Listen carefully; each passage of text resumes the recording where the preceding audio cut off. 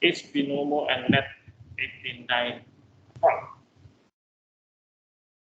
Can you explain it? Any of you? What's your next? Okay, go ahead. You can see from the advertisement, is you can easily they will promise us good profit or bigger profit that doesn't make sense in the first one. And the second one, after searching in the internet, the video is just like they glossy. And I think the UK, from the news that UK already has had more money, it said that they are more like a TV. Gambling. Yeah. Okay. Well, one could argue, even if you go to the Indonesian stock market and conduct trading, you essentially committing a gamble anyway. One could say that. Okay? I know that it's official, but you can make a gamble out of it actually. Yeah. Predicting certain stock price will increase or certain stock price will, fall, something like that. That's the gambling part. But another story about Binomo is they claim that they trade, stock, right? And also foreign currencies, things like that. The problem is Binomo actually receive payment for that.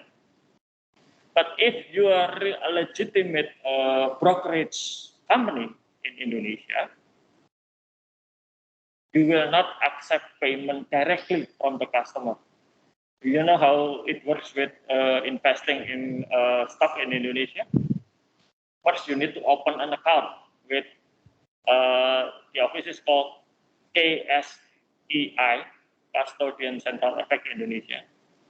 You open account there, and then you open a specific bank account for that custodian account that you had, and then you deposit your money there. So if you ask your broker to sell or say to buy some stock, the broker will initiate the process, and after it finishes, the cost of the transaction will be deducted from your account. That's automatically using a system that's being provided by the government. Later, when you sell something, some stock, the money minus all the associated costs will be deposited directly into that account, your bank account, and only you can have, withdraw money from that. Compared to what they call as withdrawal phenomenon with Net89 or Binomo, that they said that the customer can withdraw their money anytime. Without this kind of safeguarding account, it's essentially they robbing customers. Okay, so if you really goes into legitimate trading activities, then you will have specific account and specific bank account for that. That's a telltale that your stockbroker or whatever you call it are legitimate, or investment company are legitimate. And even if you held a stock from the company and then they decided to give you dividend, that dividend will go directly into your bank account. So that's kind of safeguard. Okay, how about Century? Century Bank. Is it fraud? Or not? Yeah, corruption is a fraud. Okay. Yeah. Can you elaborate your answer?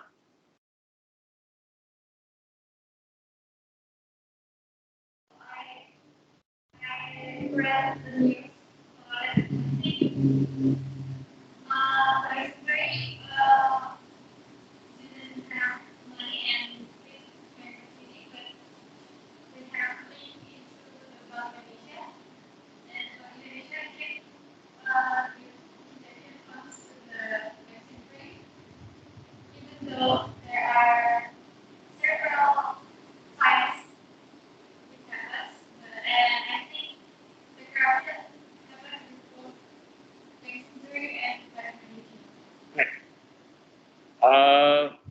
will not comment on corruption because I don't really follow the corruption case. But what happened with Bank Century was they have a subsidiary, a legitimate investment company.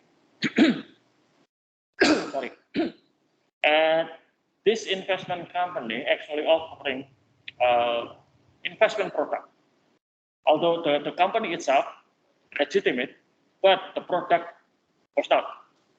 So, and it's similar to Binomo or Net89. This product claimed to have offer incredible return result. The problem is they keep getting money from Century's customer, and then the money was used by the owner of Century Bank. And then came the 2008 financial crisis that reached all over the world, including Indonesia. Then Century Bank was having what they call, they failed to pay their debt, which is in the middle of crisis, that happens all the time. Okay. And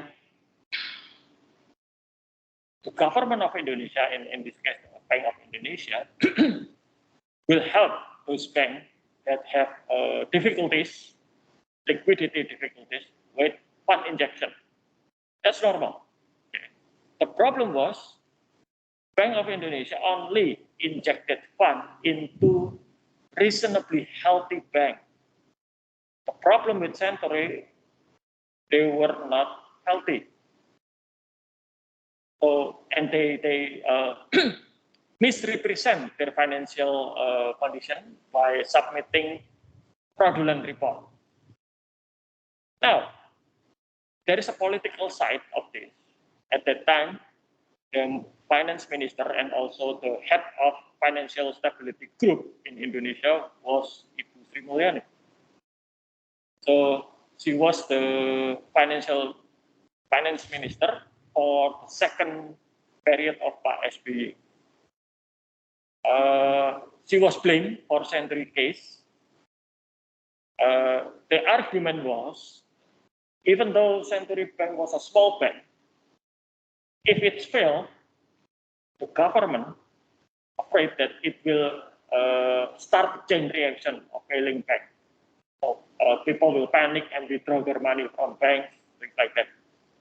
Even though it's small, it could lead to a higher risk. And that's, to be honest, for me, that's debatable. Okay. But I'm not, and I was not the people in that position, so I don't have all the information. It's different.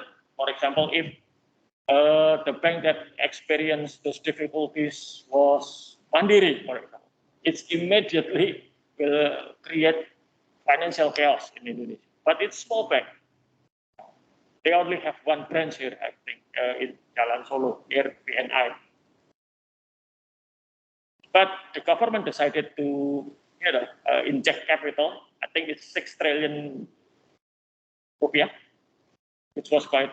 And if Bu Sri Mulyani have to defend her decision in front of Parliament, and a lot of DPR, Parliament member was furious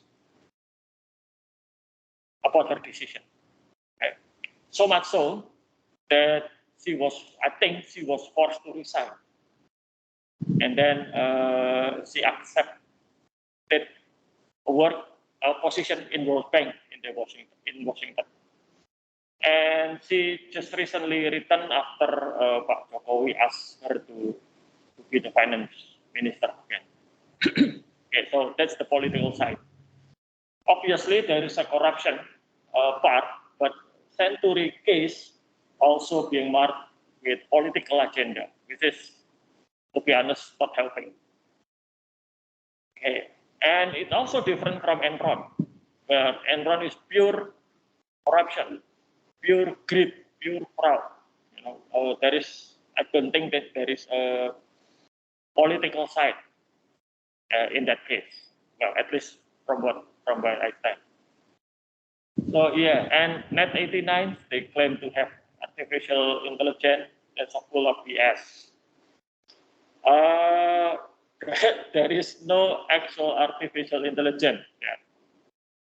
They have some kind of application that's showing this application buying and selling, trading, stock, foreign exchange, things like that, and generate handsome profit.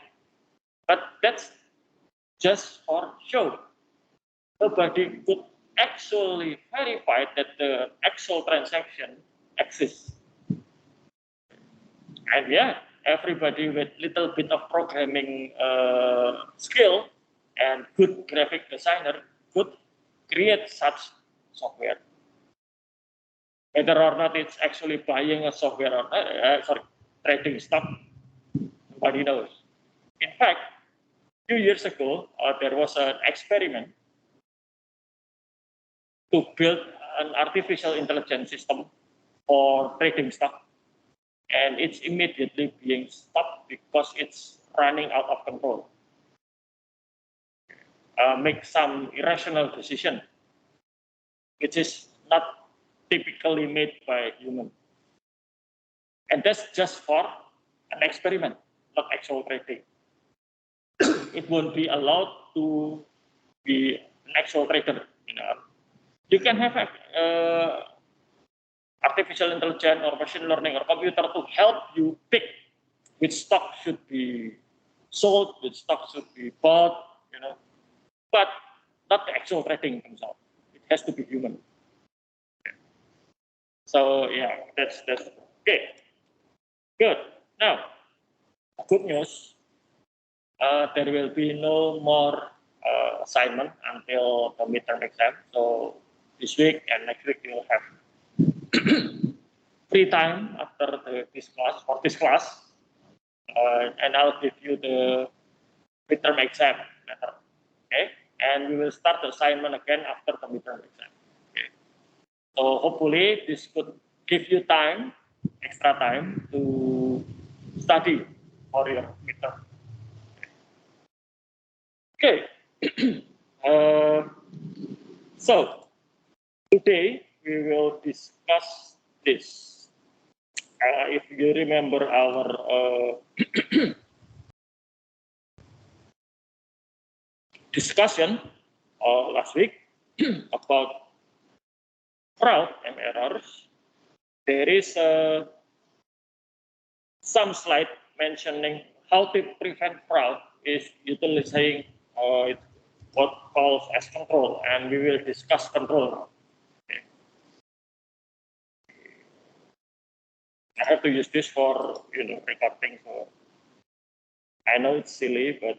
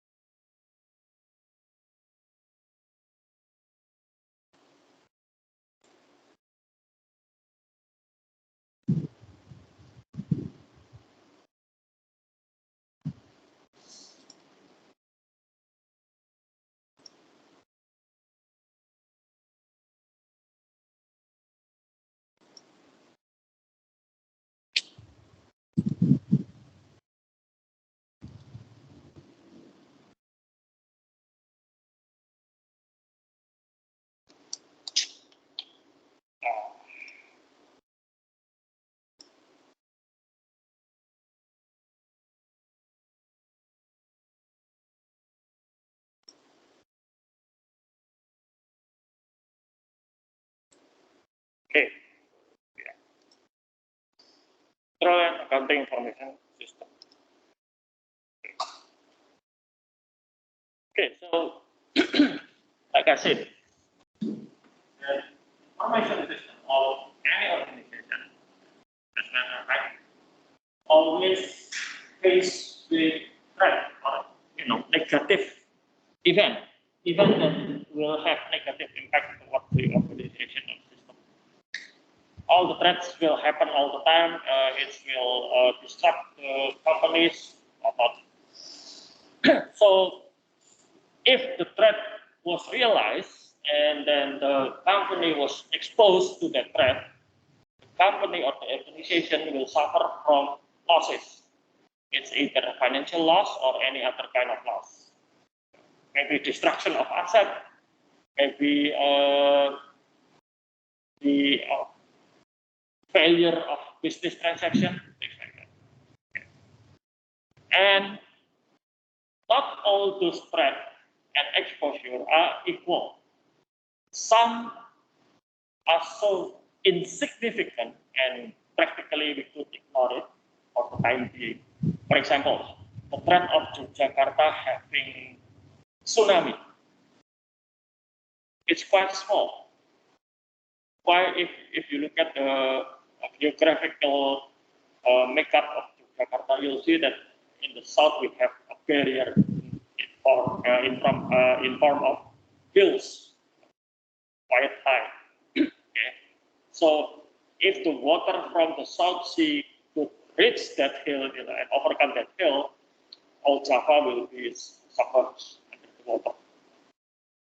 Second, if you look at the rivers in Jogja, mostly are quite deep, especially in the city of Jakarta itself. Okay. There is a Gajah River on the east side and Rinono River on the west side.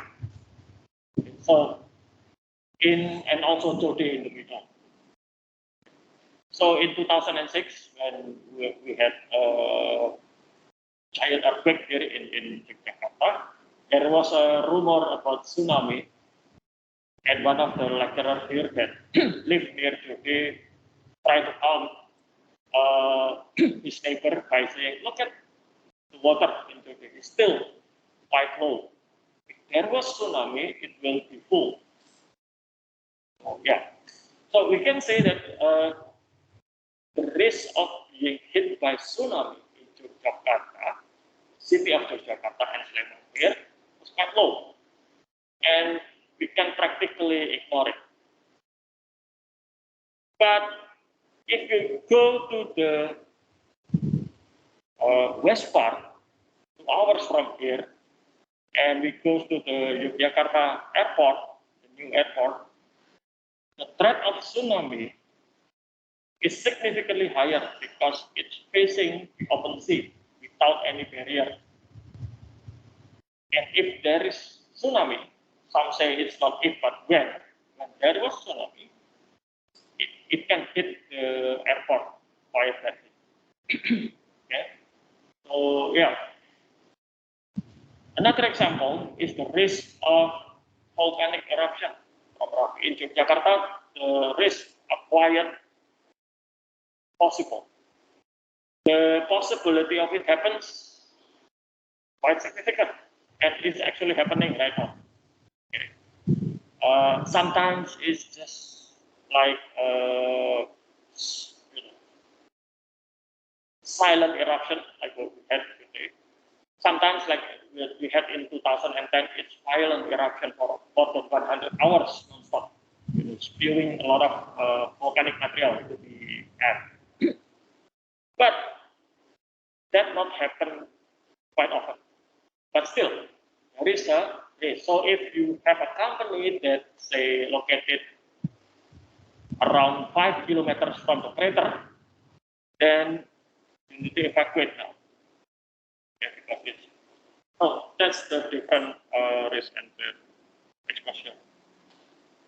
So the primary objective of a counter information system is to take a proactive approach to eliminate system threat. So we need to understand what are the risks or threat that this organization will face. Okay, and the likelihood of that threat realized, and also the potential loss we have from exposure. And then number two that the accounting information system should do is to detect, correct, and recover from threats when they occur. Okay, so last month I was invited by one of the, well, I can't really say it's big, but it's a well-known private bank in it, not government-owned bank in Indonesia. So basically, I was invited to explain to the rest of the bank how their IT department actually being able to detect, correct, and recover from a ransomware attack. The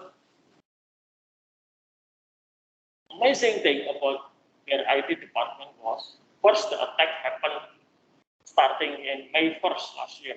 If you remember, May 1st is the start of the insignificant spike increase of Delta variant. So all the IT department at that time from that bank was forced to work from office. And not only work, they lived in the office. They slept there, they eat there, so they just come home for exchanging the clothing with new one. After they get some shower, eat something, and meet their family, few minutes, then they return to the office and work for 2 weeks in a row. Many of them fall victim to COVID, and yet they can eradicate the ransomware with record time. The average number of days to recover from ransomware attack internationally was 16 days. They can completely recover from ransomware within 14 days. So 2 days faster than the world standard. That's quite an achievement. Unfortunately, some of them have to fall victim to COVID, and few of them actually losing their life. Including the IT director was also have to be hospitalized. In fact, he was a bit critical at that time, but he survived. Okay, I'll give you another explanation about that. But that's the system. So, what is internal control? Internal control is a process implemented to provide assurance, reasonable assurance, because there is no 100% assurance. At some point, because of the risk and also exposure and the loss, where is significant? For example, when I was still teenage, maybe decades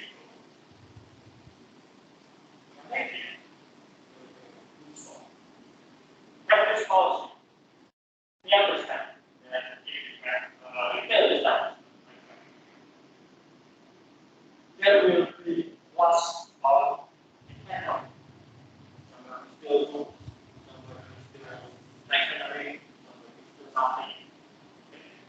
That's the risk of being a reform. And it's happened every time, everywhere. Supermarket there, minimarket there, so everywhere. And Gramedia have this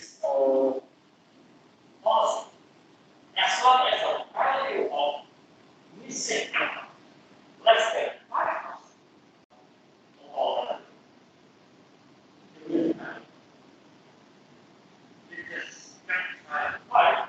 Because if they try to push down this 5% zero, the cost of doing that will be higher than value. So say the 5% cost something like 20 million. To prevent that will cost them 50 million. So the benefit is way lower than the cost. In this case, anything if the cost is higher than the benefit, you should stop doing it. But if the benefit is bigger than the cost, the problem then will be which one may have a higher benefit. Okay, so that's reasonable assurance. What are the objectives? First, safeguarding the asset. So, if you stated in your financial statement that you have 5 billion rupiah of cash in the bank, you need to be able to set that. Nobody can steal the money without any significant cost. And that's applied to any other asset. What happened? It's fun all the time. And the understanding of this there, about parts of either or activity. It's okay. You lost one, that's it. That's not the objective. But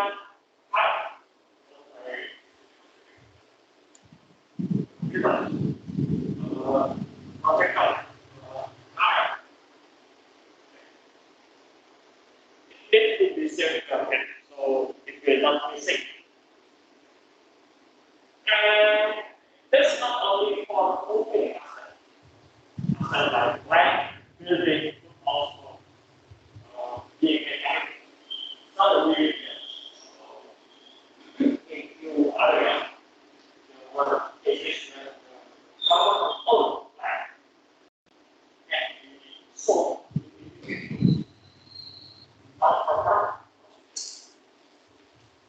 Maintain sufficient records. So all the paperwork required for all the transactions need to be kept. And with those sufficient records and safe asset, you can provide accurate and reliable information. And with this, you can prepare financial report according to established criteria, which is the Indonesian accounting standard.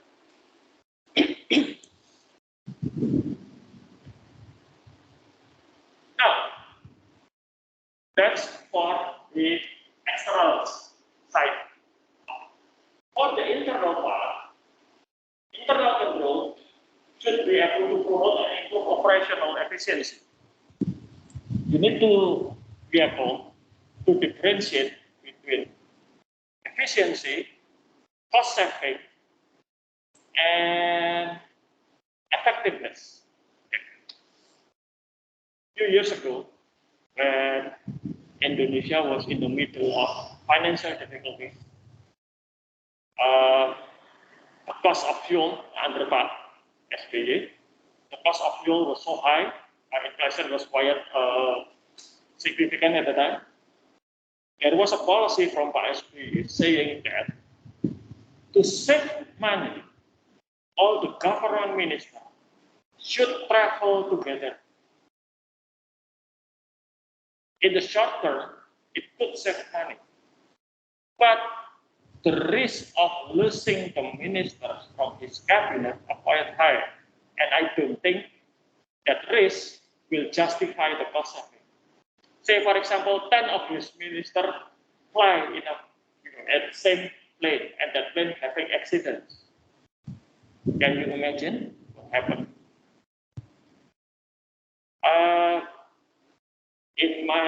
In the company that my wife worked for, all the directors, when they travel to the same place, they have to travel in different plane, for example. And also, if they traveling with car, they have to be on different cars. That's for safety. So, cost cutting, efficiency measure should not take precedence to effectiveness. It may seem, saving money by flying all the board of directors inside one plane, but that's put the risk of a company. My father, when he was still alive, never ever wanted to travel together with my mother. So every time we went to out of town, we have to travel together, as a family, or if we travel separately, I travel with my brothers, my father will take another mode of travel from my mother. He said that in case of any accident, we, child, will not lose both parents. We stopped doing that after I finished my university degree. And I start work and put my brothers already in university. We are grown up and adult enough, we said, to take responsibility on our own. So when that happened, my father willing to travel with my mother. That's just what, and I think my father was exaggerating. Okay, encourage adherence with management policies. A lot of problems with from management policy that have been implemented now. This case there was an employee that invested money from high profile.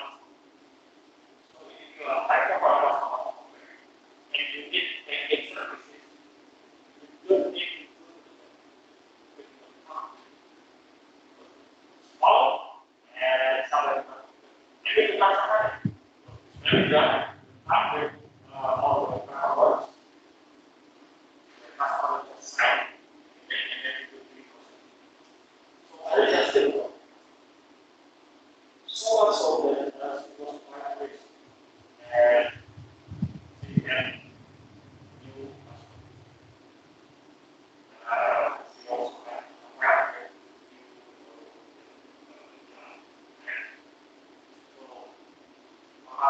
and apparent is not the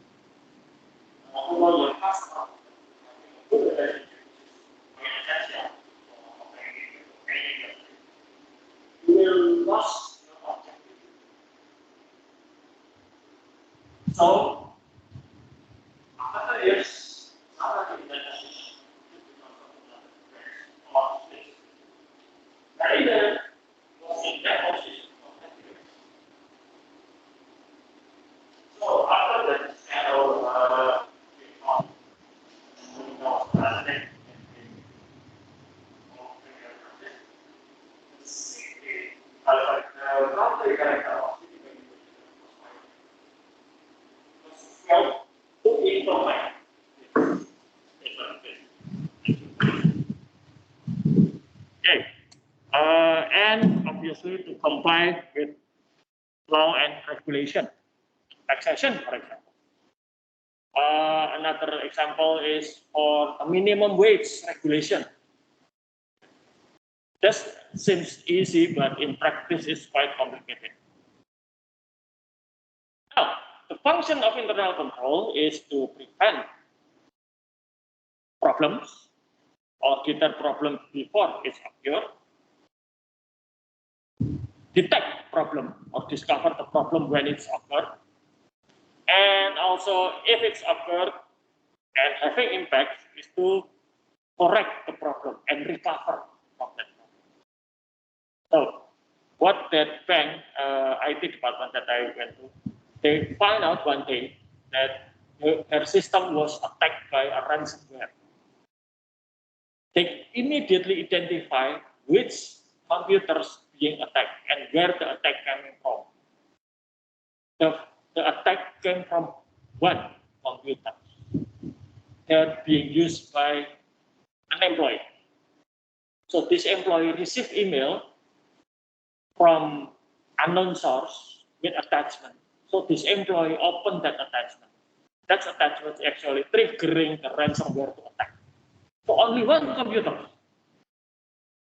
Before that, they able to defend the network from more than 10,000 attacks per week. Just need one successful attack from one, let's just say, innocent employee that should know better, and it breaks down the whole system. Fortunately, the core banking system, the system that handle customer money, they were safe because it's being built specifically to prevent such event. But the system that handle ATM, it was attacked.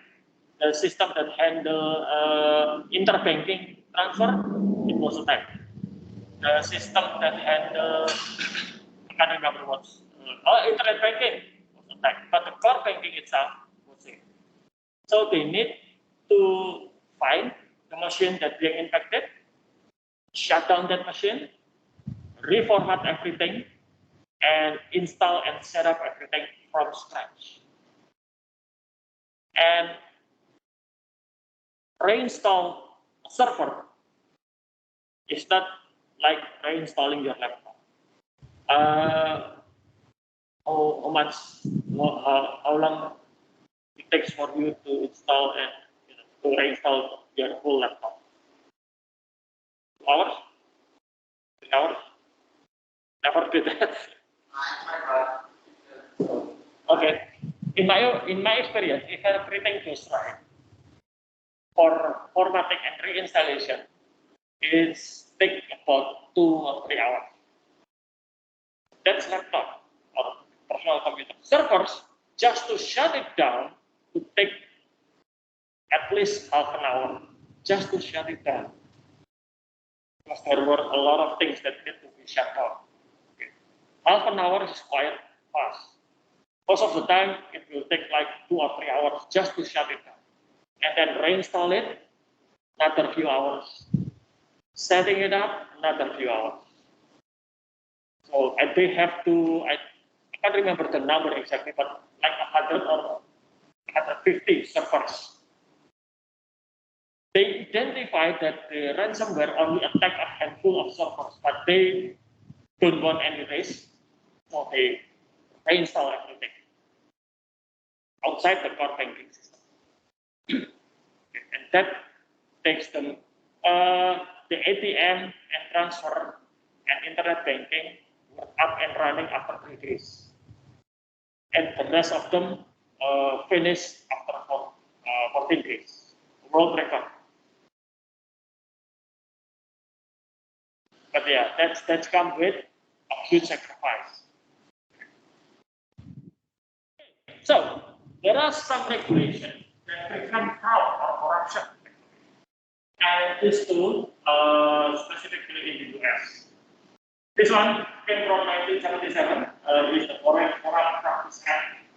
It's to prevent companies in the US that bribing foreign officials of obtain business.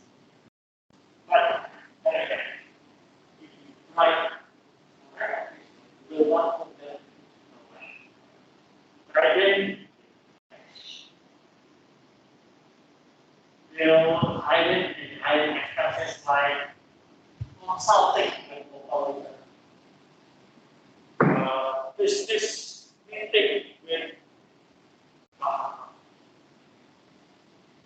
business conference with minister. So they will hide it.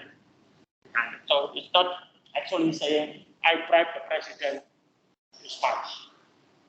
So yeah, that's good in theory, but very hard to actually implement. Okay.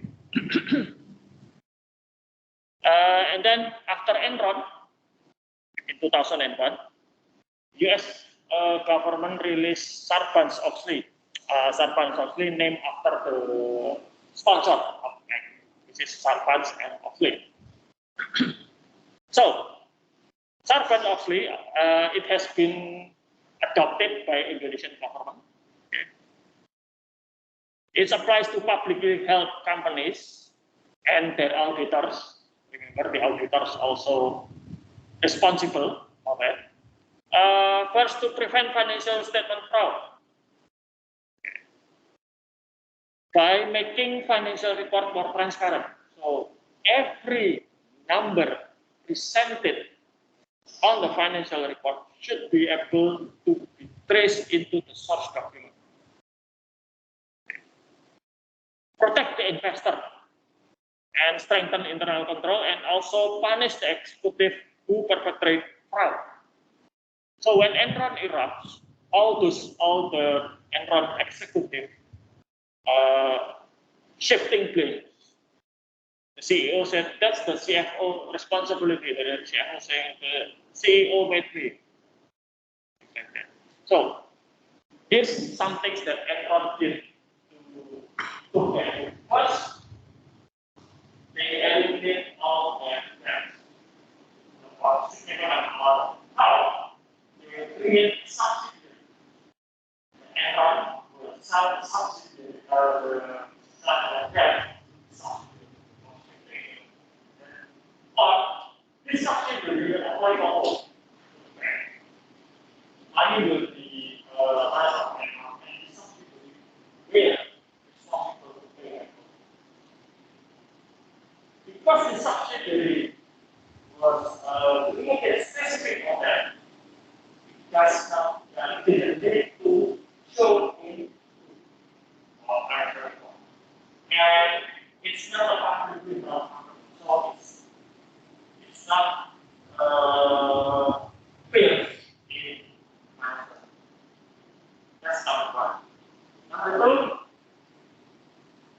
they fail by reporting on gas. So this is how it goes. So they fail, I think, very much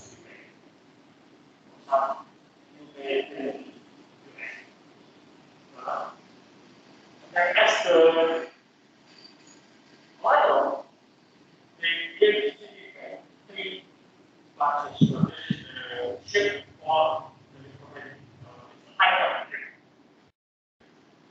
So typically, now three batches as one, but everyone reported that not as low, but as sales of three batches. So even so, and other additional taxes on one side, and additional work on the side of it. But if it's so, then Enron will not have any loan increase, but they will have additional tax. So the loan will be staying the same, but the tax or the asset will be higher. So the loan to asset ratio will be smaller. This is good, but that's another technique is to record revenue. That's another one. So, say, Enron engineers found a new natural gas field. They just found it, and they haven't do anything. So the estimation was the gas in this place will worth 300 million US dollar. So without doing anything, Enron immediately reported this 300 million as revenue.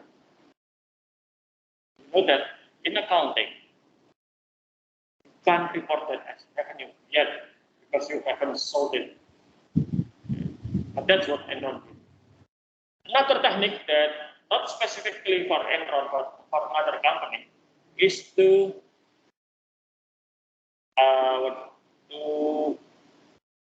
manipulate or to inflate the value of their asset. And that's possible.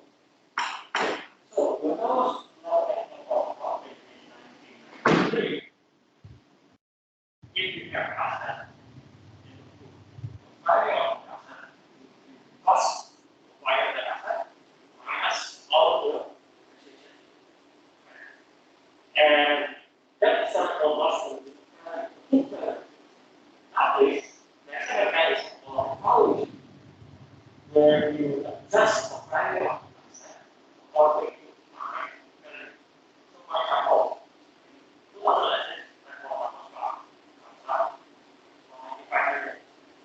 4 years later, I sold it for 112 million.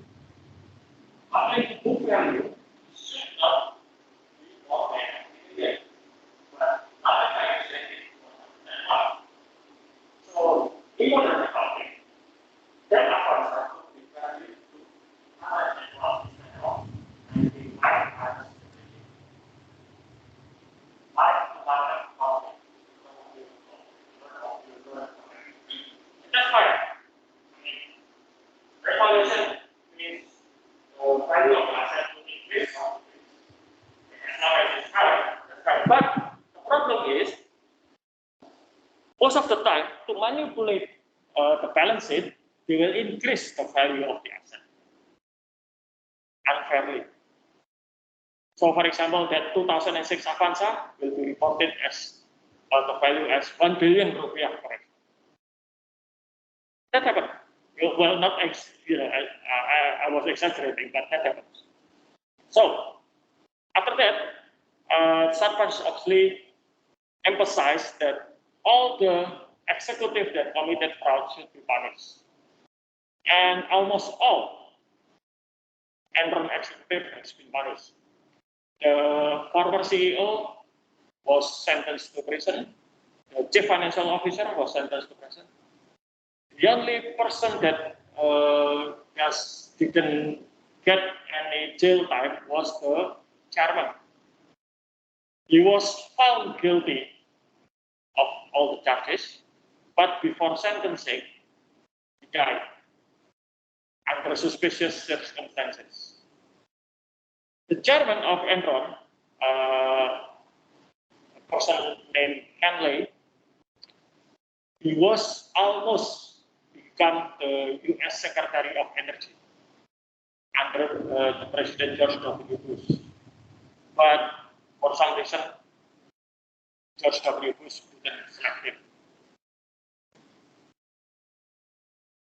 So, another requirement from Sarbanes-Oxley is internal control should be implemented using control framework. There are 3 well-known control frameworks that being used extensively. There is a COVID, COSO, and COSO ERM. COVID means common objective of this is for IT-based information system. So the latest version was 2019, and based on that principles, meeting stakeholder needs, including the investor and general public, operate the enterprise end-to-end from the whole enterprise, not only single department, applying single integrated framework, enabling holistic approach, and separating governance from management. So this is the model of COVID. If you're interested, you can enroll into elective subject called information system auditing. Many usually teach that course. COSO it stands for Committee of Sponsoring Organization. So there are few organizations like the American Accounting Association, Institute of Internal Auditors, and also Institute of Financial Director in the US that sponsor this committee to develop internal control framework. And they come with 5 also internal control integrated framework, from control environment, risk assessment, control activities, information and communication, and also monitoring. Let's start with control environment. On the top of control environment is management that will drive the operating style and also risk appetite of the company bermain sport until about 2 years and there was so strict like conflict of if you did that for the end of the month the management will check them and you should will get higher.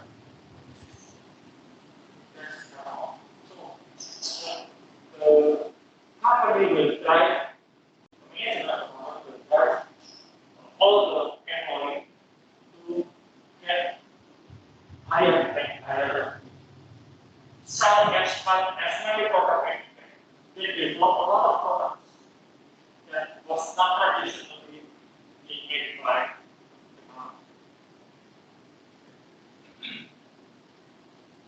the yes, it's everything. It's Liberian. And they decide. For example, when we to the state market, to the area, you would not get any bonus. But this time, the European, even though the skill, this is it's lower than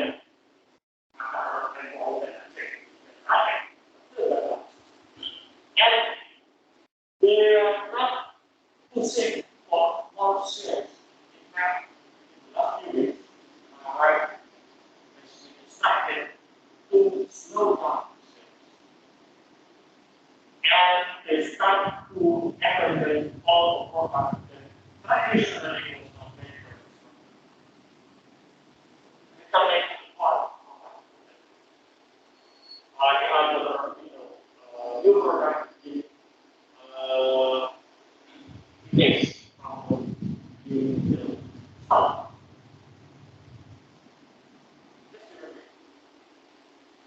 And this is philosophy of European and American market. For example,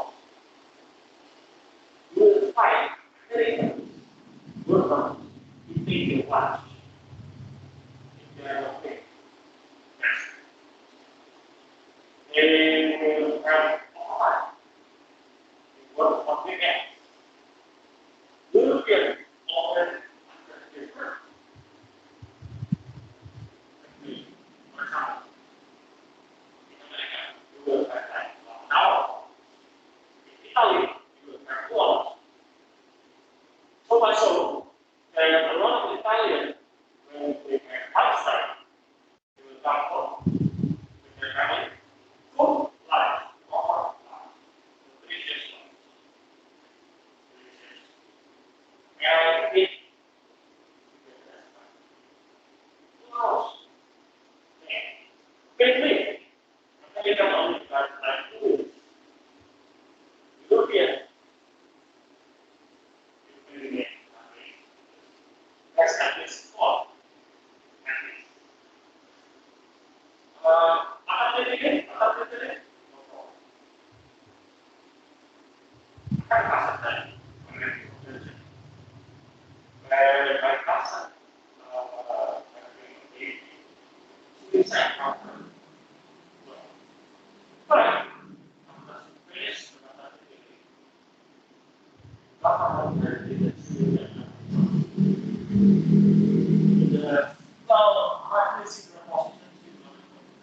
similar way. Not necessarily on the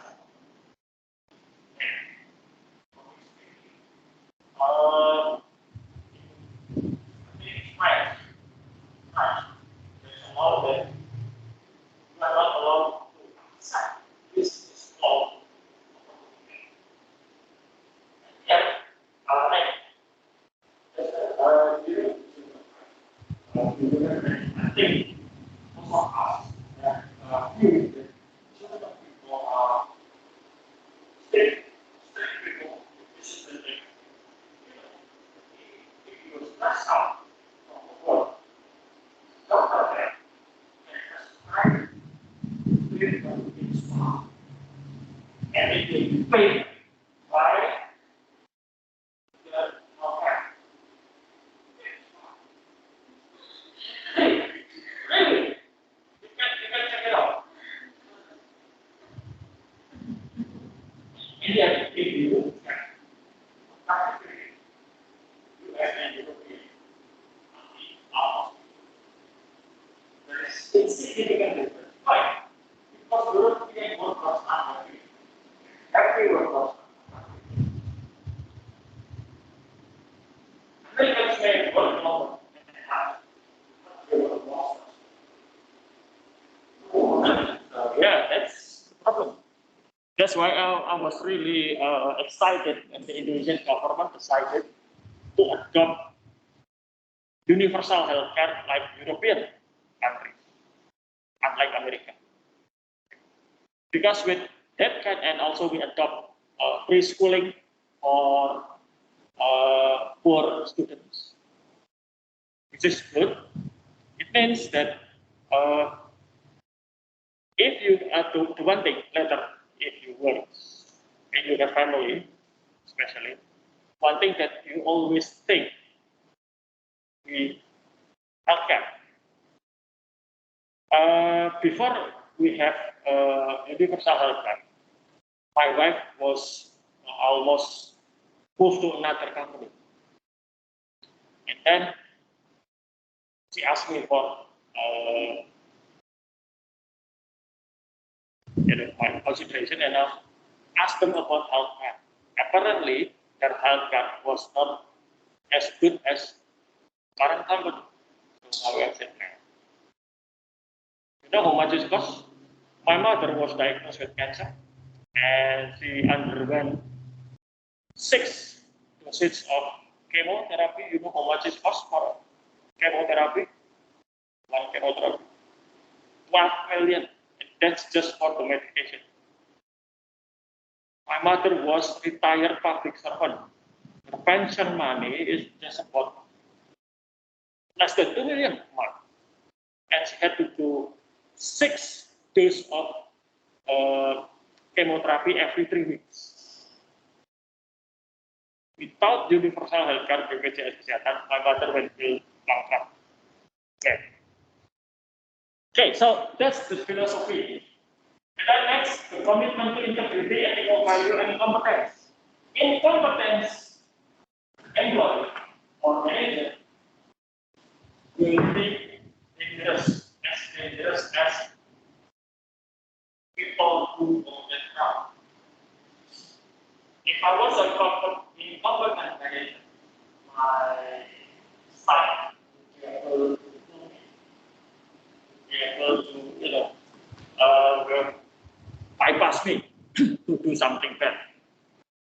Internal control of set of board of directors, organizing structures, method of assigning authority and responsibility. For example, when I was studying Australia, every time my head of department went on leave, he or she will announce it. I will be on leave between this date to this date. During that time, this person will be the acting of head of department. At one time, my supervisor became the acting of head of department. At that time, coincide with me applying for conference money. So I give my proposal to her. This is for the conference where it's paid. Okay, decide. Okay. So even though one person could not doing his job because of any reason, somebody else could step up for that person. As long as the method of assigning authority and responsibility is clear. It's unclear here, for example, if Pak Dekan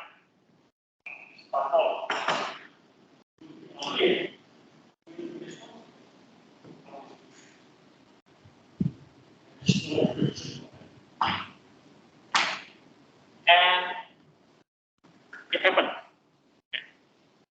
And also human resource standard. If you look at this, you'll see that a lot of this related to human resource. That's why,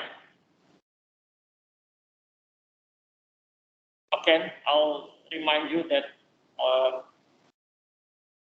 this book, Romney, separated human resource and payroll cycle from expenditure cycle. Why? Because it's quite complicated to have this human resource management. Okay, risk assessment.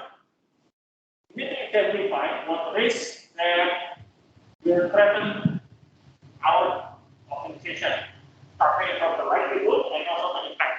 If it's the likelihood small and the impact small, that's it. We can ignore it. But if the likelihood probability is quite high and the impact is quite severe, then we need to do something about it.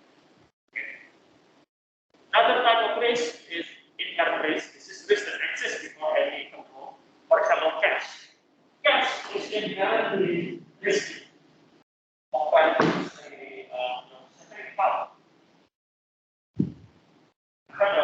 Now, and was in those days, the side of cash.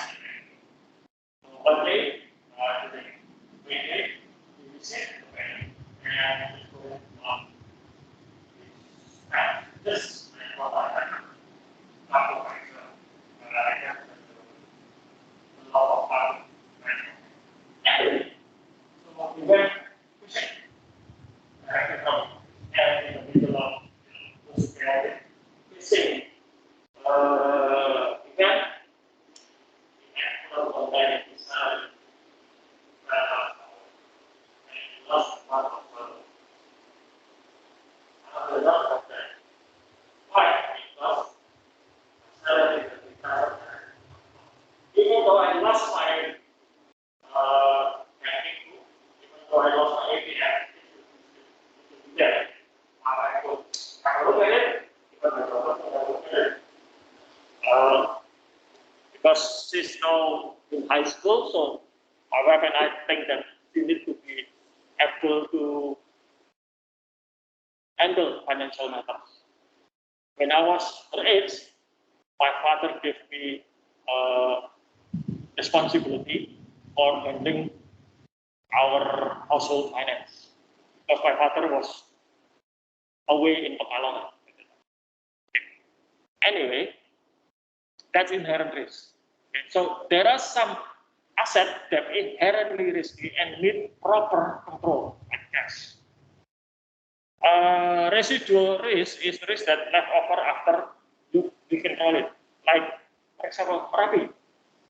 There is so much, only so much we can do, and after that, we still threatened by the eruption. What can we do? Almost nothing. It's natural disaster. Risk response. How we respond to a risk. First, reduce using control. So instead of using cash, we paid using non-cash methods. Credit card, debit card, transfer, check, or whatever. Accept the risk.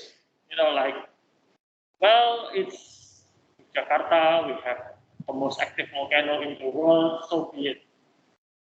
It's not like the eruption will be violent and will destroy the city of Jakarta. Okay. So if it's erupt once a while, fine. Okay. Share the risk, usually by buying insurance.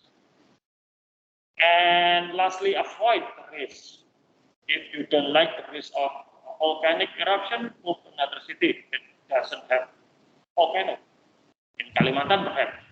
But then you'll face with another risk. Forest fire. That's another risk. Now, and then control activities. This is the third element. This is proper authorization of transaction and activities. Segregation of duties, we'll discuss this in a bit. Project development acquisition control. Change management control. Every time we have change, we need to have proper change management.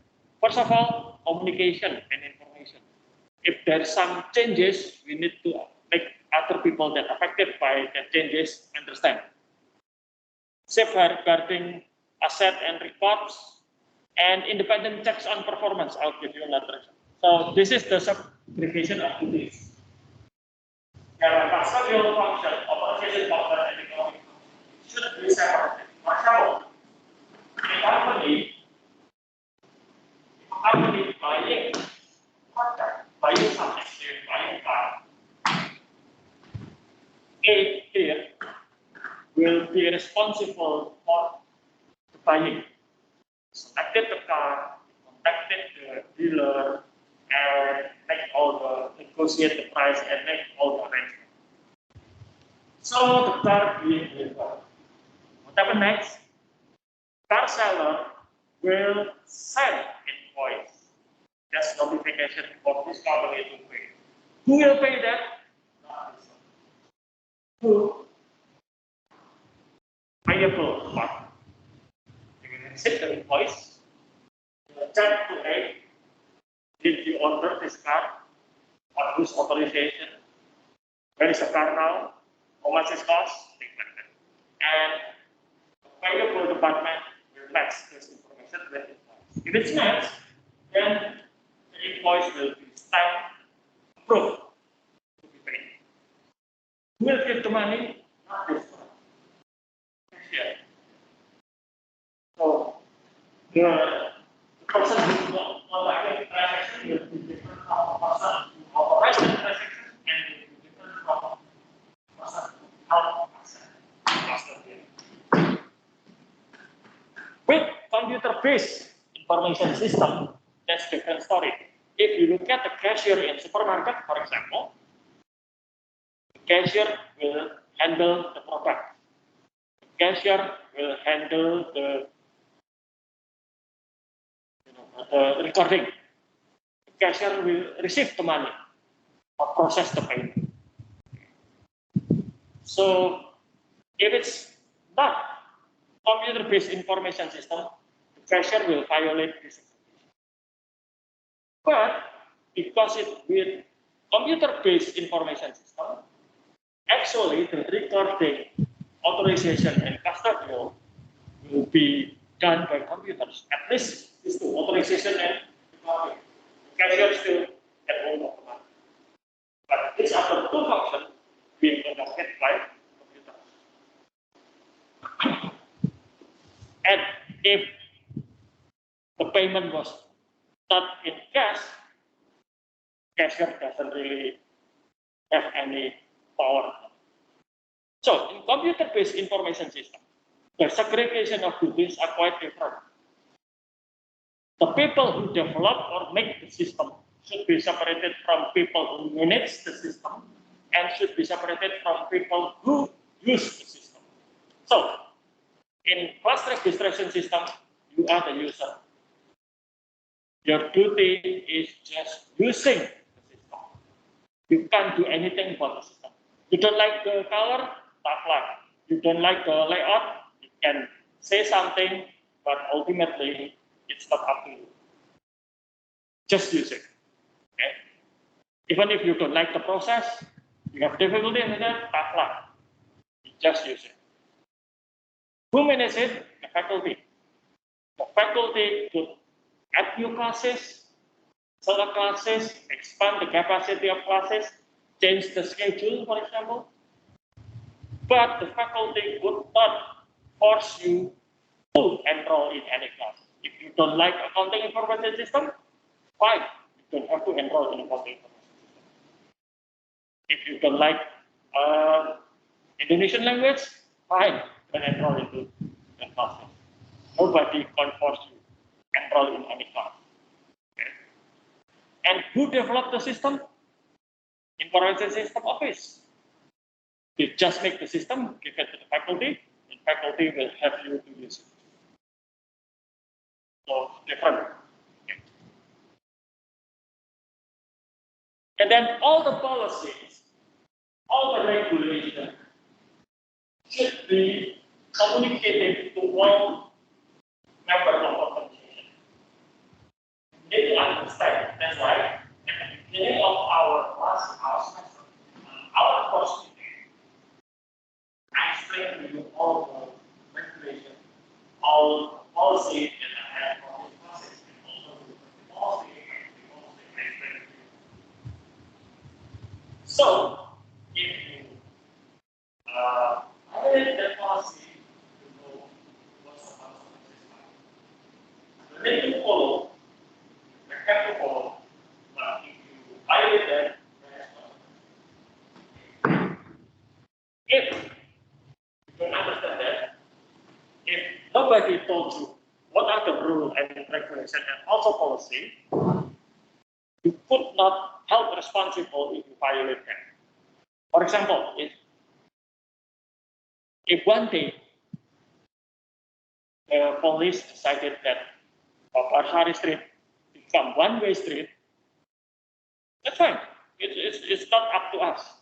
But they need to socialize these rules before they implement the rules. Even after they implement, if you violate that rule, so when you go out from these campuses, instead of turning right, you're turning left. In the early period, you will be given only warning, not a sanction. So, yeah, that's. When my wife first joining her current company, she was taught a lot of regulation and also code of business conduct. This is not regulation, but the company expect the employee to follow it anyway. For example, if a group of people having lunch or dinner or having meals together, people in the highest rank should pay for that. So any staff would not pay for their bosses' lunch or meals. The boss would pay for was doing that expenses. So every time I work, this is how we did start. After that,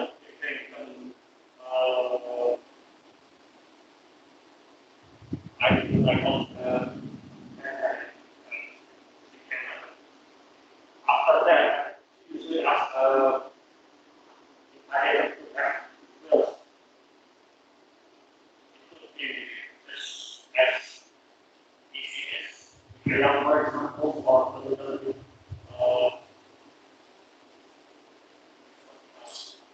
our time we treated to was so the whole year was blocked by my own personal or I meals, whatever we like. Participate. Sometimes from the online. That's the rule in the company. Another rules for many companies in Indonesia, especially state-owned companies and also government offices, are not accepting any parcels for Idul Fitri. Not accepting anything from anybody. That's also applied to my work. Her office doesn't allow any gift from customer. So if and that's quite hard, especially if you go to the rural area. People there are so generous that they sometimes offer fruits or the what do you call it? With peanuts, fruits, and all the local cuisines, and that's just normal things in rural area. But my wife could not accept it. But to reject that offer is quite rude. So what happened was my wife will ask the person who gave her and also all the people in that place at that time to enjoy that meal together. But she or her staff will not take that home. That's it. Nobody get anything.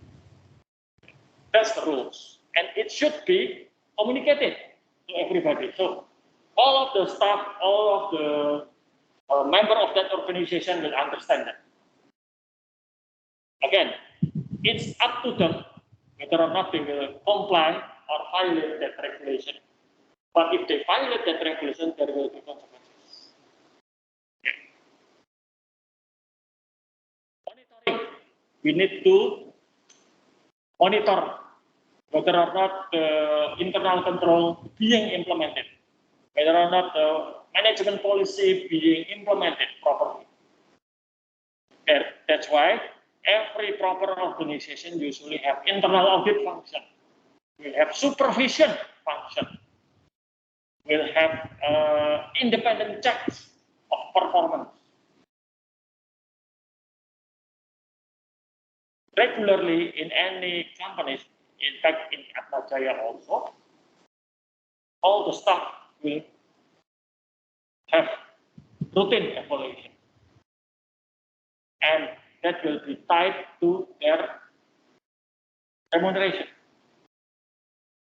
So if, for example, if I publish something, I can ask for incentive from the company. Look, I published this book. They will give me some incentive. But if I fail to achieve something, they can punish me.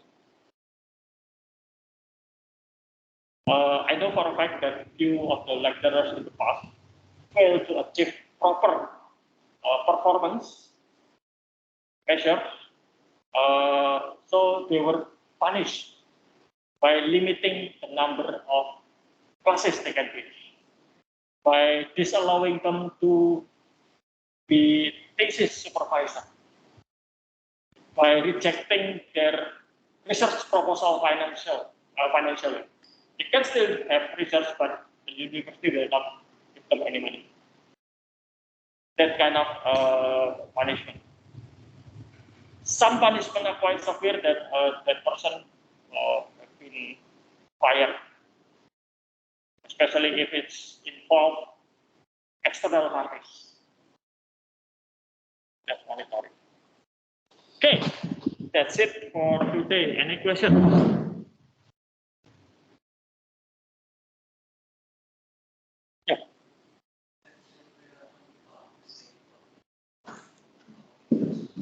Can you speak on?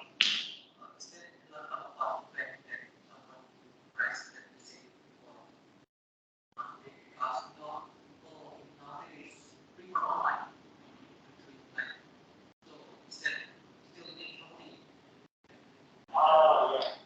Yes, sir. So, people may contacting less people. Those people are small customers, premium customers. One of the big transactions, like loan, business loan. Price tag money to support the account. Price tag money to transform.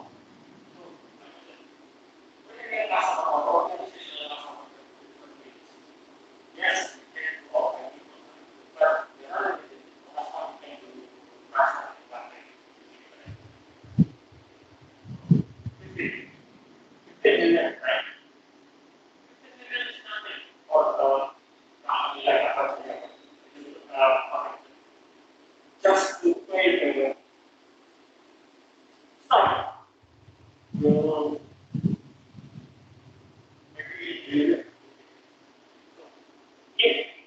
yang mesti menjadi pimpinan online.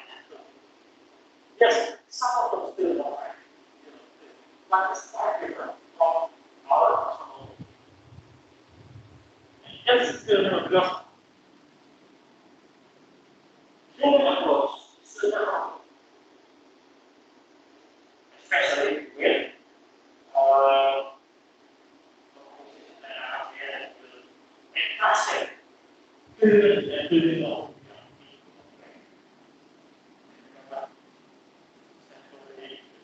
good example of what